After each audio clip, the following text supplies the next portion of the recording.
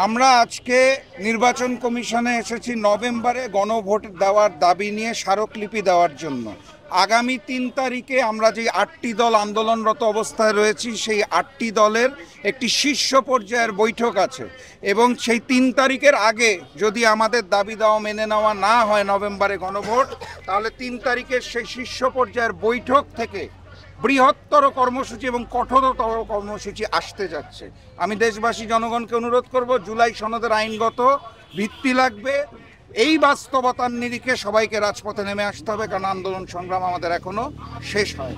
যৌক্তিকতা খুব সাধারণ। বিএনপি যেটা চাচ্ছে সেটা হচ্ছে, বিএনপি গণভোটেই রাজি ছিল না, পরবর্তীতে জনগণের চাপে গণভোটে রাজি হয়েছে, কিন্তু জাতীয় নির্বাচনের দিনে চায়। অর্থাৎ বিএনপি চাইছে প্রতীক নির্ভর জাতীয় নির্বাচনের দিন প্রশ্ন নির্ভর গণভোটকে গৌণ করে জাতীয় নির্বাচনকে মুখ্য করার জন্য। জাতীয় নির্বাচনের দিন প্রত্যেকটি রাজনৈতিক দল নিজস্ব প্রচারণায় ব্যস্ত থাকবে, সেখানে গণভোট অত্যন্ত গৌণ হয়ে যাবে এবং জুলাই সনদকে আমরা অপমান করব। সেটা আমরা চাই না। জুলাই সনদের আইনগত ভিত্তির জন্য আমরা যেটা বলেছি সেটা হচ্ছে নভেম্বরেই গণভোট দিতে হবে। আর জাতীয় নির্বাচনের দিনে আপনি দুটো ভোট একসাথে নেবেন, আপনি ভোট সময় মতো শেষ করতে পারবেন না। কিছু কেন্দ্রের ভোট যদি বাতিল হয় তাহলে ফলাফল দিতে পারবেন না আপনি গণভোটের। হাজারো শহীদের রক্তের বিনিময়ে যে নতুন বাংলাদেশ, সেই বাংলাদেশের জুলাই সনদকে অপমান করার অধিকার বাংলাদেশের কোনো দল কোনো ব্যক্তির নাই। অতএব জুলাই সনদের আইনগত ভিত্তি লাগবে, নভেম্বরেই গণভোট লাগবে, এর কোনো বিকল্প আমাদের হাতে নেই। বিএনপি তো গুরুত্বপূর্ণ সংস্কারগুলো নোট অফ ডিসেন্ট দিয়ে রেখেছে। তাদের উদ্দেশ্য হচ্ছে ক্ষমতায় যে জুলাই সনদের সংস্কারগুলোকে না মেনে নেওয়া।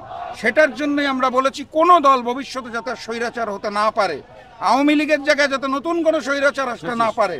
এই কারণেই আইনগত ভিত্তি প্রয়োজন, যাতে আমরা নতুন করে কোনো স্বৈরাচার না পাই, ফ্যাসিবাদ না পাই, নতুন বাংলাদেশ গড়ে তুলতে পারি। ঐক্যমত্য কমিশন সকল রাজনৈতিক দলের সাথে আলোচনা করে স্বাক্ষর গ্রহণ সম্পন্ন করেছে এবং যে সকল বিষয় মিলে নাই, সকল রাজনীতিবিদরা অন্তর্বর্তী সরকার এবং ঐক্যমত্য কমিশনকে দায়িত্ব দিয়েছিল, আপনারা যা সিদ্ধান্ত দিবেন তাই আমরা মেনে নিব। এখন এসে বিএনপি কেন বলছে যে জনগণের সাথে বেইমানি করা হয়েছে?